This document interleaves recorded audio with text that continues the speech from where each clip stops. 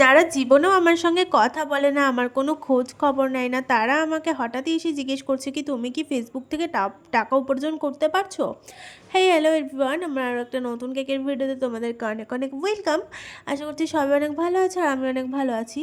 তো হ্যাঁ, ফার্স্টেই যেটা বললাম, তো কিছু কিছু আমার রিলেটিভস বা ফ্রেন্ডস অনেকেই রয়েছে, রিসেন্ট আমাকে এই কোশ্চেনটা সবাই করছে যে তুমি কি ফেসবুক থেকে টাকা ইনকাম করতে পারছো। আসলেই ফেসবুক থেকে টাকা ইনকাম করা কি অতই সহজ?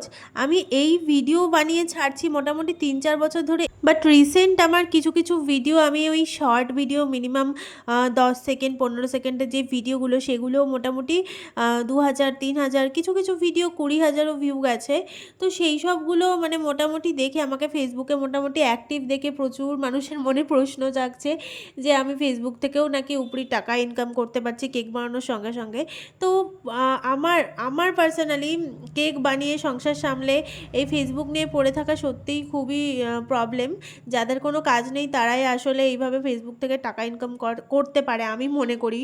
তো আমার দ্বারা এসব হবে না, আমি কখনো এসব আশাও করি না। আমার কেকের ভিডিওগুলো আমি যেহেতু বানাই যাতে সবাই তোমরা দেখতে পারো, আমার কেক তোমাদের কাছে পৌঁছাতে পারে, তোমরা যাতে আমার কাছ থেকে কেক পারচেস করো, সেই জন্যে আমার ভিডিওগুলো বানানো। আমি ফেসবুক থেকে টাকা পাবো এই বিষয় নিয়ে আমি কখনোই ভিডিও বানাই না। তবে রিসেন্ট যখন ভিউ আসছে তখন আমার আগ্রহটা আরও বাড়ছে ভিডিও বানিয়ে ছাড়ার, এটুকু, এছাড়া আর কিছু না। তো যাই হোক, বকবক করতে গিয়ে দেখতেই পারছো আমার কেকের ডেকোরেশনটা কিন্তু হয়ে গেল। আর এইটা অর্ডার করেছিল আমার বান্ধবীর হাজব্যান্ড। তো এই আমাকে এত কিছু লিখতে বলেছিল। তো কেমন লাগলো ডেকোরেশনটা জানিও অবশ্যই, ভালো লাগলে একটা লাইক করে দিও।